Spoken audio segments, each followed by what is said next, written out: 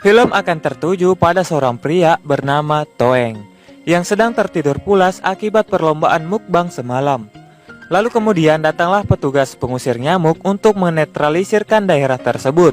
Si Toeng pun terbangun dan mengira asap yang disebabkan oleh si petugas pengusir nyamuk tersebut adalah sebuah kebakaran. Alhasil ia pun memutuskan untuk lompat dari jendela kamarnya yang berada di lantai atas. Dan inilah Zack is Zero. Di awal film, adegan akan terfokus pada 3 orang sahabat konyol yang lagi asik nonton film mantap-mantap sambil col-col. Mereka adalah Toeng, Ateng, dan Puteng. Di saat mereka lagi asik nonton film mantap-mantap, tiba-tiba si Puteng melihat seekor tikus yang muncul merusak momen mereka.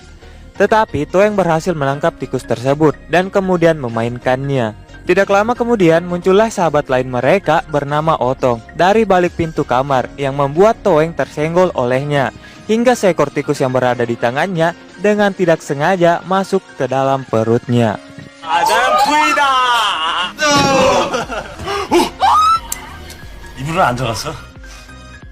Singkat cerita, terlihat Toeng yang sedang makan di sebuah kantin di kampusnya. Di sana, ia terus memperhatikan bagian bawah salah satu wanita cantik yang juga sedang makan di sana bersama teman-temannya. Ia bernama Ines. Ines sendiri merupakan atlet aerobik dan juga salah satu wanita paling populer di kampus tempat si Toeng kuliah. Dan faktanya, Ines adalah seorang wanita yang tersegel atau bisa disebut masih perawan. Pada suatu hari, terlihat Ines dan kawan-kawan yang sedang berada di sebuah kereta. Di sana ada juga seorang pria di belakang Ines yang mencoba mengambil kesempatan dalam kesempitan.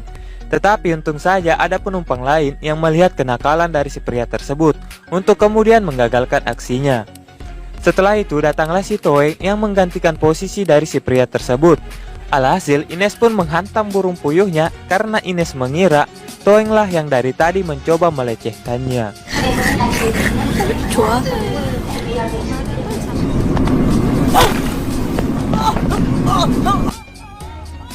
Akibat kejadian tersebut, Toeng pun dilarikan ke rumah sakit dengan kondisi burung puyuhnya yang bengkok, kayak ular kelilit hutang. Atas kejadian itu pula, Ines pun datang menjenguk Toeng untuk meminta maaf. Di pertemuan secara langsung pertama mereka pun berkenalan dan saling mengenal satu sama lainnya.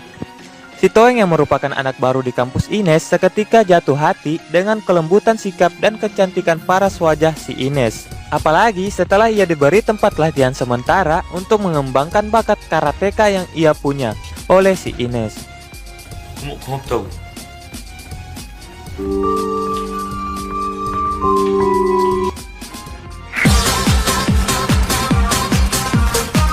Singkat cerita, malam pun tiba. Di suatu malam, geng Toeng dan kawan-kawan dan juga geng Ines dan kawan-kawan kini sekarang telah akrab, menjadi satu wadah pertemanan yang utuh. Mereka pun merayakan hal tersebut dengan minum amer bersama. Hingga kemudian datanglah cowok keren untuk ikut bergabung bersama mereka. Cowok keren itu kita panggil saja Angga.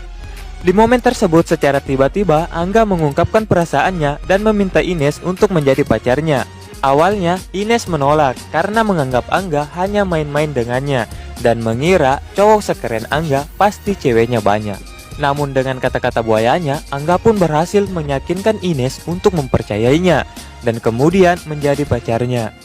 Namanya juga cewek, giliran lihat cowok yang good looking sedikit saja langsung diembat. Padahal kan baru kenal, dasar betina. Keesokan harinya, Ines dihampiri oleh seorang wanita berambut pendek. Kita panggil saja Salma. Seketika Salma menampar Ines sembari berkata bahwa Ines adalah wanita rendahan yang bisanya merebut pacar orang. Hal tersebut ia lakukan karena sebenarnya ia adalah pacar dari si Angga dan menganggap Ines telah merebut Angga darinya. Kemudian Ines pun terbangun dan seketika menampar balik Salma tanpa mengeluarkan sepatah kata dari mulutnya. Salma pun keluar dari sana dan secara kebetulan ia bertemu dengan si Angga. Ia pun memutuskan hubungannya dengan si Angga sembari berkata, "Dasar buaya, kalau udah dapat enaknya langsung cari yang baru." 이게 다 끝났니?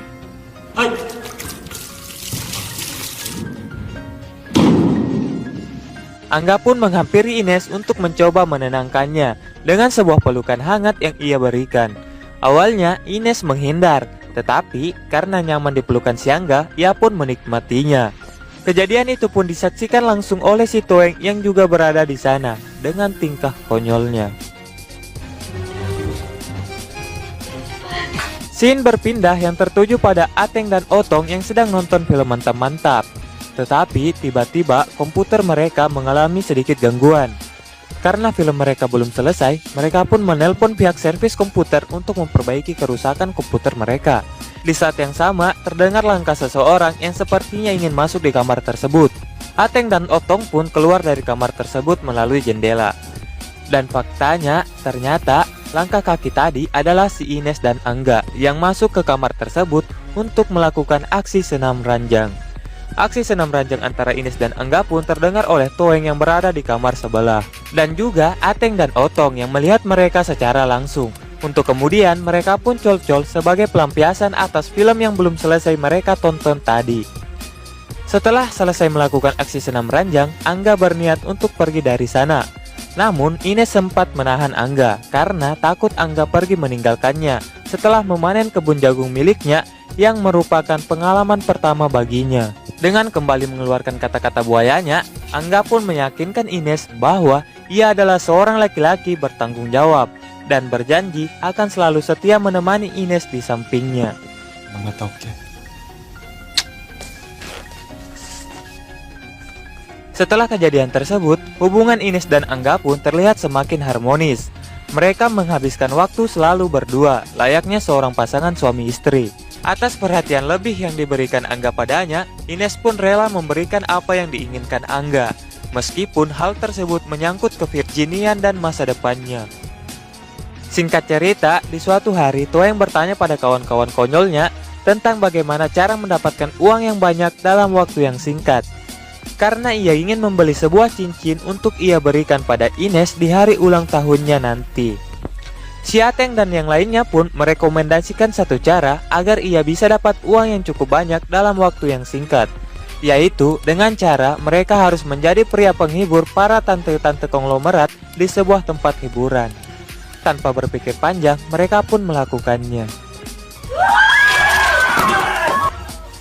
Kemudian adegan berganti yang diperlihatkan Ines yang ternyata sedang hamil dengan bukti sebuah tes pack di tangannya. Ia pun menghampiri Angga untuk memintanya bertanggung jawab atas kehamilannya itu. Namun karena si Angga hanya seorang laki-laki mokodo, ia pun memerintahkan Ines untuk menggugurkan bayi di dalam kandungannya dengan memberi Ines salah satu kartu kredit miliknya untuk menanggung seluruh biaya proses pengguguran bayi tersebut. Mendengar perkataan Angga, Ines pun merasa sangat kecewa dan ia pun menyadari bahwa si Angga hanyalah seorang laki-laki mokodo yang hanya ingin mempermainkan perasaan wanita tanpa rasa bertanggung jawab sedikit pun sebagai seorang laki-laki. Giliran sudah ditiduri baru menyesal. Dasar betina. Karena Angga tidak mau bertanggung jawab atas kehamilannya, Ines pun dengan terpaksa harus menggugurkan bayi di dalam kandungannya. Tetapi pihak rumah sakit sempat menolak, karena untuk menggugurkan kandungan, Ines harus didampingi oleh seorang wali. Ines pun menunda rencananya tersebut, sembari mencari wali untuk menemaninya dalam proses aborsinya nanti.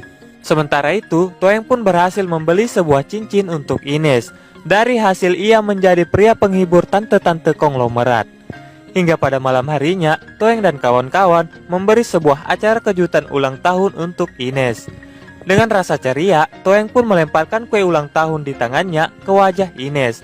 Lalu kemudian ia memberi sebuah cincin yang ia beli tadi. Tetapi karena Ines lagi banyak masalah, Ines pun terlihat tidak bahagia dengan kejutan ulang tahun dari kawan-kawannya tersebut. Dan malah menampar Toeng karena ia tidak suka dengan perlakuan Toeng terhadap dirinya.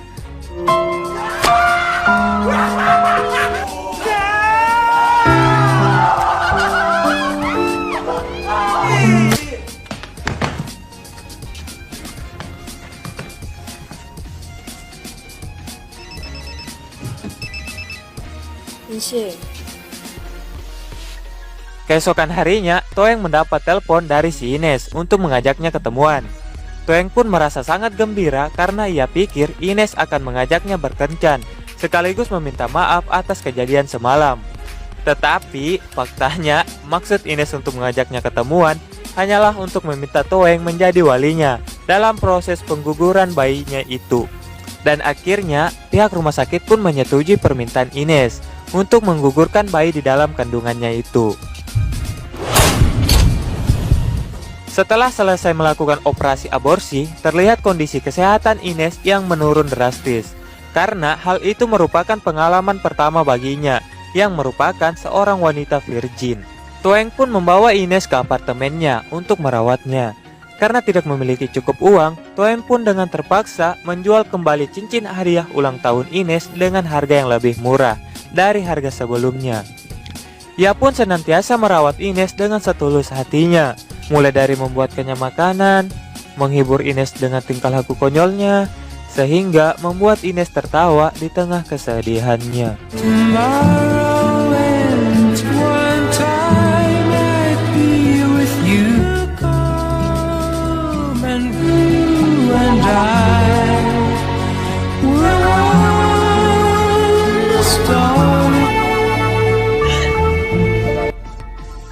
Melihat pengorbanan Toeng yang dengan tulus merawatnya, Ines pun merasa sangat terharu dan akhirnya menyadari bahwa Toenglah sosok laki-laki yang sebenarnya pantas untuk ia cintai. Karena Toeng merupakan pria sederhana yang dengan tulus mencintainya tanpa berniat untuk merusakinya. Tidak kayak si Angga yang mau enaknya tapi tidak mau anaknya. Kan bangsat. Singkat cerita, mantan pun tiba. Di dalam adegan ini, kita akan diperlihatkan dengan sebuah olimpiade para atlet-atlet dari beberapa universitas tingkat nasional. Universitas Toeng dan kawan-kawan juga ikut andil dalam olimpiade tersebut. Beberapa atlet profesional saling berlomba-lomba untuk menjadi yang terbaik demi mengharumkan nama universitas mereka. Kemudian adegan akan tertuju pada Toeng yang juga menjadi peserta di dalam perlombaan tersebut. Awalnya, Toeng dengan cukup baik mempertunjukkan keahlian karateka yang ia miliki kepada semua penonton di sana. Tetapi, di salah satu pertunjukannya, Toeng pun harus mendapat cedera di kepalanya setelah ia mencoba melihat Ines yang baru saja tiba di sana.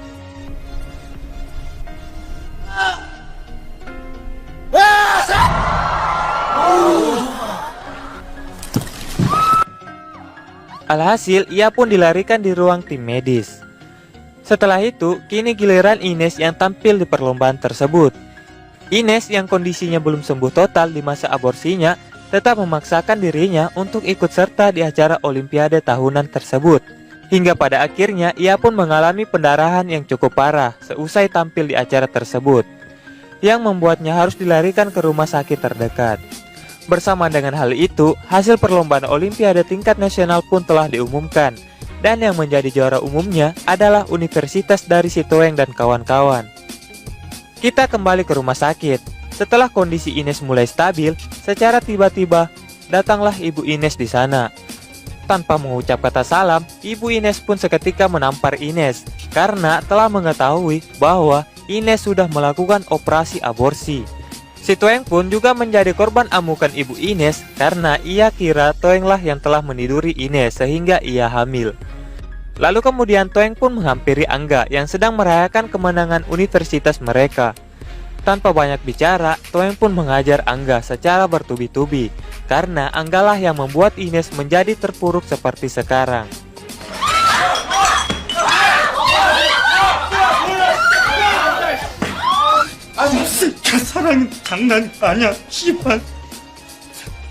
Ia pun membawa Angga ke rumah sakit untuk menjelaskan semua yang telah terjadi kepada ibu Ines. Dan kemudian Toeng pun pergi dari sana dengan raut wajah yang menyedihkan.